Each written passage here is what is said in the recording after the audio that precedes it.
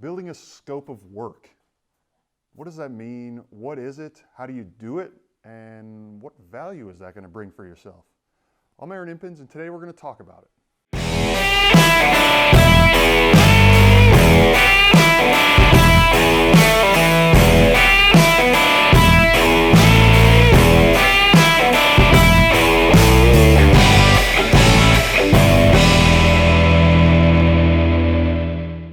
All right, so a scope of work. What is a scope of work? Well, let's break that down a little bit, okay? Scope of work. It's going to be your detail of what you are wanting to do to the property, whether it be a rental turnover or even maybe, let's say, a flip property. You know, you're going to have details of what you want to do. Okay, so building a scope of work is important. It's very important for many different reasons, but let's talk about when you build that scope of work.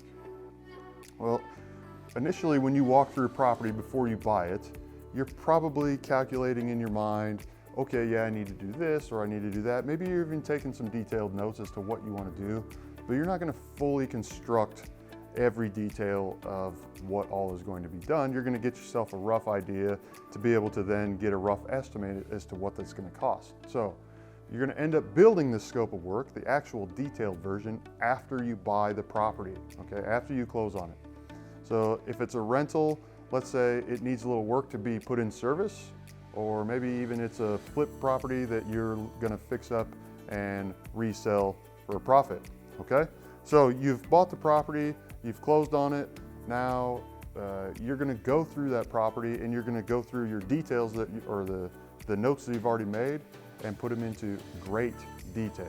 Okay, this is where it really counts. This is where it really counts. You want to make sure and nail down the details of what exactly you want. You don't want your scope of work to just say redo the bathroom.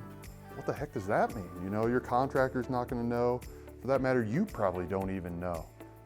You want to go into that bathroom and say, I want to replace the shower valve, and I want to replace the shower valve with this brand of shower valve and this color of shower valve, and maybe even it should cost this much. Okay, that's how detailed you want to get. Now, some people may be saying, Aaron, that's going to take forever. You know, I don't know those things, and I don't know what those cost, and that can be true.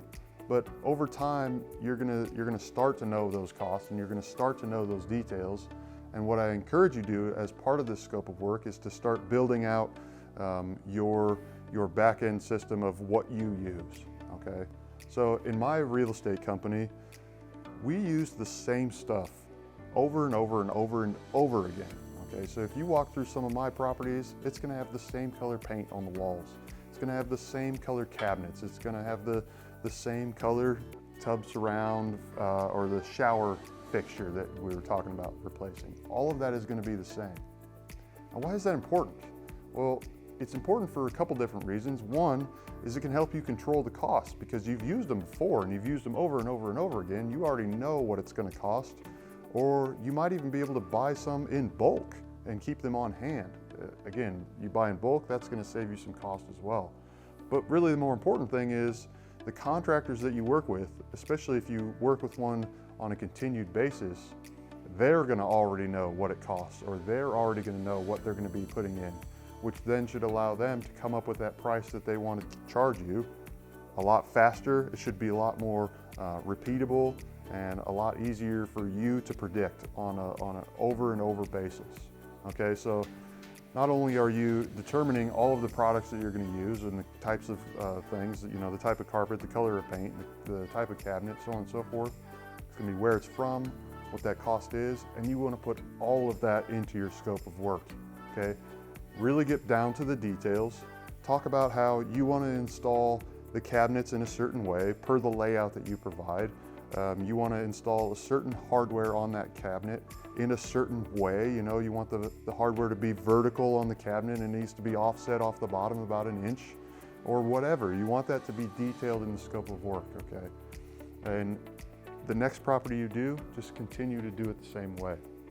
Now this is going to save a lot of arguments with contractors when they say, hey, I'm done. And you go in there and you're like, you're not done? You didn't redo the bathroom, you just put a new toilet seat lid on.